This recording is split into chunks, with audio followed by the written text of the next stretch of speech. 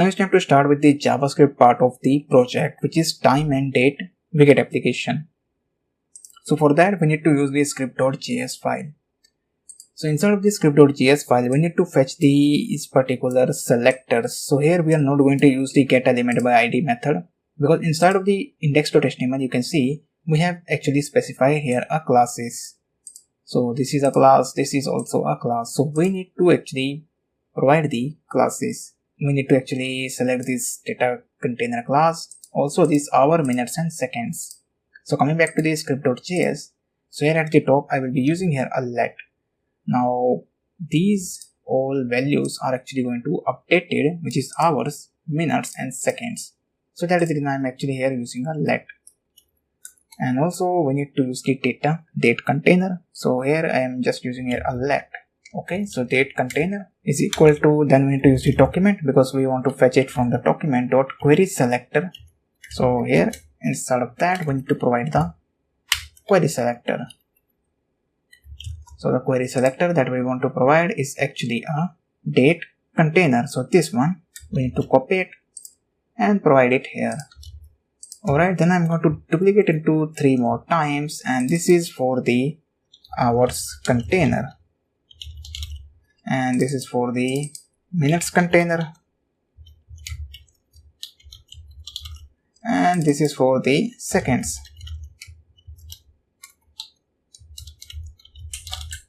container. Here we need to provide the C. So now, and then we need to provide the corresponding selector name, which is the first is the hours. Here we also need to specify the dot because it is a class selector. So if we are using the query selector, then we need to provide here a specification whether which selector we are selecting. If we are selecting ID selector, then we need to provide the hash character. If we are selecting a class selector, then we need to provide here a dot. In case of the query selector function, if we are selecting the HTML element inside the JavaScript by using the query selector, then I will be here using the minutes, and after that inside of this one we will be using here seconds. Okay, so we are now successfully initialized all the UI elements of the HTML inside the JavaScript with these variables. And after that we need to create here 2 arrays, because for the weekdays we need to create here an array. So it's like week days, and then we need to actually initialize this array with the values. Okay, this is necessary. And also for the month name we need to create the month name array.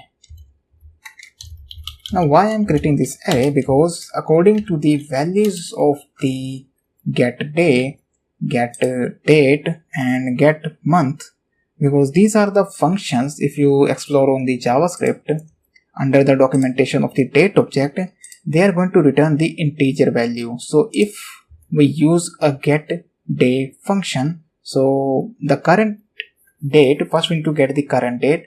On that current date we have another function which is get day, which is going to give us a integer value. For Sunday it is actually 0. Right now you can see if I actually here, this is actually Monday, so the value of that particular Monday is actually 1 when we use the .getDay function. I will be showing you once we complete the code. So first I will be here adding the values inside this particular one, weekdays, which is actually the first weekday is our Sunday. Then to specify our comma, and then I am going to duplicate into many times. Right, and here I will be using the Monday. Now here I will be using the Tuesday. So I'm going to complete this quickly. Then I'm going to fast forward this particular process because this is a repeated task. And then we need to remove this particular last one and also the comma of the last element of the array. So it is actually a Saturday, like Saturday. Okay, so these are the 7 days. So it is actually stored at the index 0, index 1, 2, 3, 4, 5 and 6. Similarly, we need to define the month names. So here first is the January. Then I need to specify the comma. Then I'm again going to continue the video once I enter all the month names. Okay, so I have added all the month names, which is Jan, Feb, March, April, May, June, July, August, September, October, November. So I have added all the month names. So now, once we get the month name, it's time to actually create a method, which is actually a helper method, which is a method which actually used to format the time. So for that, we need to create here a function, and then we need to here use it as format time. Now this function is actually going to accept a parameter of time. You can name this parameter as whatever you want, but we're actually going to pass this function when we want to format the time in a 25-hour format. Okay, so we will be using this function. Inside of this function, we need to return, and I will be here returning the time. If it is smaller than 10, then we want to actually proceed the time with 0, and if it is not, then we want to add it, and also we need to add the time that we have passed here, like this time. Now what it actually means, if the time is smaller than 0, suppose if I just comment up here, now this is 23 and 45. Now here you can see the seconds is actually 12. It's again like this particular one, you can see here, this is actually going to display a single 0, and like this one, if we didn't use this format time, and this will become like this. So that is the reason, if it is smaller than 0, then it's going to add a 0 with that particular time. So it is will become, so this will become like 0 0. Okay, if I enter here arrow, this will become 0 0, then 45, and also 10. In case of the seconds, it is also going to add a 0. You can say that whenever we get a single digit, so it is going to add a 0. If it is already a 2 digit, so this condition is not going to execute this particular, it is going to actually execute this particular time, because the time already has the 2 digit value. Alright, so that is what this particular function does. Now the next function that we want to use is actually function which is like update clock. So I'm going to name this function as update clock. This function is actually responsible for the updation of the values. So this is the version of the application that we want to develop. This is the final version. So here, coming back to the update clock inside the script.js. So the first thing is we need to create the object which is today. Inside of the today, we need to create the object of the new date. So it is like date. Alright. And after that, we need to create the variable which is date. Now new date, if I just here actually print it by using the console.log, and if I print the value of the today, enter it, and inside this let date, just comment out this particular line of the code here. Now we are going to call this update clock function outside of it, otherwise there is nothing will be visible inside the console. So if I press here F12 key under the web browser, so you can see now the console is actually, now here you can see it's actually printed the current date, which is Monday, July 31, and it also actually provides us a time that we want. If I just, alright, and you can say 0:35:37 Monday 31 July, and we get the same data here inside the console, but we want to display that data inside this particular UI element of the HTML. So that thing we are going to do in this particular function by using this day variable, which is actually a today variable. It has all the values with this particular date object of the JavaScript. Now I'm going to close this console window because I show you the basic idea of the application upcoming code. Inside of the let date, and also I'm going to decrease the size of this particular web browser window. Alright, and coming back to the script.js, so let date is equal to today dot get. So here we will be adding by using the get date function. So to get the date, it is easy. We just simply press the Control save. So now we get the date, but we want to actually also need a day name and also the month name. So for that we need to use these arrays, but before that I also want to check whether we are successfully able to get the date or not. So I'm using here a console log statement. Instead of that, I will be using the date, and I'm just going to comment out this particular console statement, control save it, and if I come back to the browser, make sure okay, so this is the final version, this is the new version of the application that we actually built in this entire module. If I press the F12 key, and you can see inside the console we are getting the 31 value. So we are successfully able to get the date by using this today variable. And after that we need to create the another variable of the let, which is actually used for the day and the months. So here I will be using the day is equal to like weekdays, which is our array name, that is at the top we have specified the weekdays. Inside the array brackets I need to use the today object, which is this particular object today, because inside of that we have the initialization of the new date object. So we need to initialize the today variable, not an object, it is actually today variable. So we need to use here today dot get day. So this will be the today dot get day function.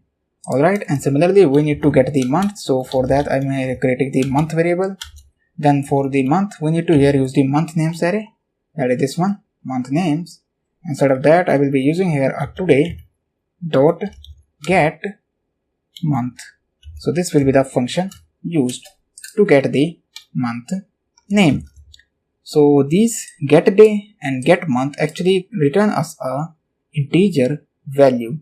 Right now if we see the final version of the application, we have Monday. So this Monday has a value 1 and 0 is a value for the Sunday.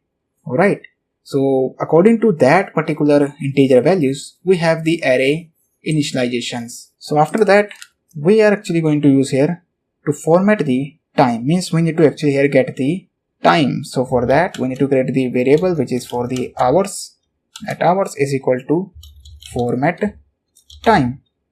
Okay, so this is a format function. Inside of that we need to pass the time. So we have the initialization of the today, then we are going to use here a get hours. Alright, so this function will be used. And for the month name also guys, the July is a month here right now. So the 0 is for the January, and if you just continue with the indexing like 0, 1, 2, 3, 4, 5, 6. So July month is actually a 6 in terms of the JavaScript date object. So you can check it by just simply, I think you can print it by using the console, not confirm, like console.log. If we just print the date as well, so we are going to print here a day, comma, and then we are going to here print the month. Right now it is going to give us like July and the Monday. Alright, but if we use this function notation, I think then maybe we can get the values. So if I use console.log, I am just checking it here.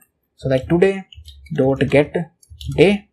So this is the function value first, comma, and then I will be here using the today dot get month, then the function value.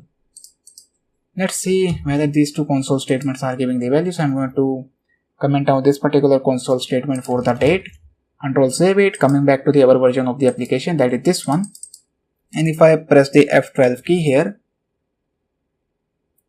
then inside of that you can see we are getting the values 1 and 6. Now we are getting Monday and July, that is because we have used this one. Already we are getting the data with the use of the arrays, which is weekdays and month names. So Monday and July, and for these particular, these are the integer values, because these functions which is get day and get month will returns the integer value.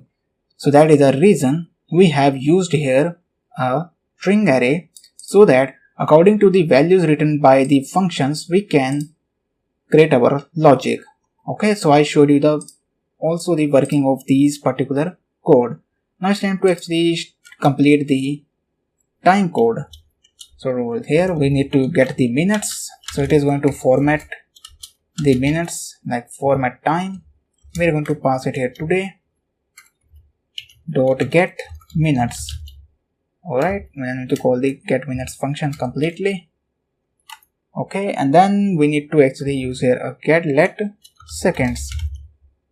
Okay, so it is like format time again. We need to call this function. Inside of that again we need to use the get like today dot get and this is actually a seconds. Okay, so then to terminate them. Again, you can check these values by just simply using these console statements. So I'm going to comment out this console statement. This is totally for the testing purpose. Now we have successfully get all these 6 values. Now it's time to set these values inside the UI. So to set it, we need to update the data container inner HTML. Remember, we have fetched the IDs of these 3 elements and also the data container. So we need to update the inner HTML of the data container. So which is actually a date container, not a data container. It's actually a date container, or you can even say that the data container, because inside of that we are going to actually display the data. So we are here using the date container dot inner HTML, and after that we are going to here use the template string, which is a key present at the top of your tab key. So make sure, because many students ask me in my previous courses what is template string. So make sure you check the template string basic videos, because it is just a different character. Alright, so this is a template string character which is actually present at the top of your tab key. So once you press that key, you will get this template literals character, and after that we need to here use the dollar symbol, then the curly brackets. So first we want to display the value of the day. Okay, and then we need to close the paragraph element, that is this one, and then we need to create here another paragraph element. Okay, and after that we need to use the span tag. This is for the span element, and instead of that we need to use the dollar symbol, and then we need to pass here a date, which is this one. We have used the day, then date. Okay, and after that we need to close the span tag, that is this one, span tag, and also we need to close the paragraph tag. Then we need to open the another paragraph tag. So I'm going to here use the view and word wrap, so that the code will remain in the same window. Okay, then we need to here use the another dollar symbol, curly brackets, and then we need to pass here a month, and after that we need to close the paragraph tag, which is here at the, you can see it. Okay, so now our template literal gets completed, means our template string gets completed. Control save it. Now we can see here we are finally able to get our Monday and this date and also the month name, means the day, date and month name. We are successfully able to get these 3 values. If I just comment out this, then you can see it. Right now we get the Sunday. If I uncomment it and control save it, we get these values. Okay, this is our version of the application that is actually running on this port 127. And after that we need to set these values to this particular container, which is hours container and minutes container and this seconds container. So we are going to do it here. So the hours container, we actually want to update its text content. So text content is actually equals to, we are actually here using the hours variable value. Then we need to actually plus it with the use of this colon, because this colon will not become inside the variable initialization. We need to actually craft it with the string. Okay, then I'm going to duplicate into 2 more time. Here I will be using the minutes container, and this will be for the seconds container. Actually I have spelled it wrong at the top. Seconds container, and here we need to update it also, seconds container, and then we need to update the value, which is minutes, and this is for the seconds. I control save it. Now you can see our timer widget is completed. It is right now 12:55 AM, and you can see we have our seconds. If I refresh it, then you can see the timer is updating. Now here is a problem, because right now we need to actually here use the set interval method, because every time we refresh it, then we are actually able to see the updated code. So we need to actually call this update call method by using this set interval, so that every 100 milliseconds we are actually able to get the code. So set interval, which is this one, and then we need to actually specify the brackets. So here we need to use the update clock, which is the callback, and then we need to pass here 1000.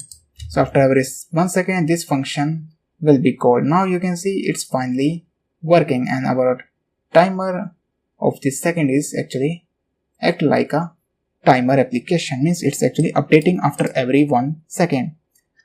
Okay, so that marks the completion of the code for this particular time and date widget. So now the one thing is left is actually in this final second version of the code. If you see in the final version, there is no colon. So I once copied the code, means once I duplicate the code, we actually don't want to this colon in the second one. So we need to just simply remove this part. In the second part, it doesn't require, because once I duplicate it 2 more times, this particular code is also gets duplicated. Now you can see it's actually look perfect. So our time and date widget application is now completed successfully. So that's it for this particular module. If you like this module, then please leave a review, because your review definitely helps me to reach more students and also helps me to create more awesome courses. So thank you for watching, and I will see you in the next lecture. Thank you very much.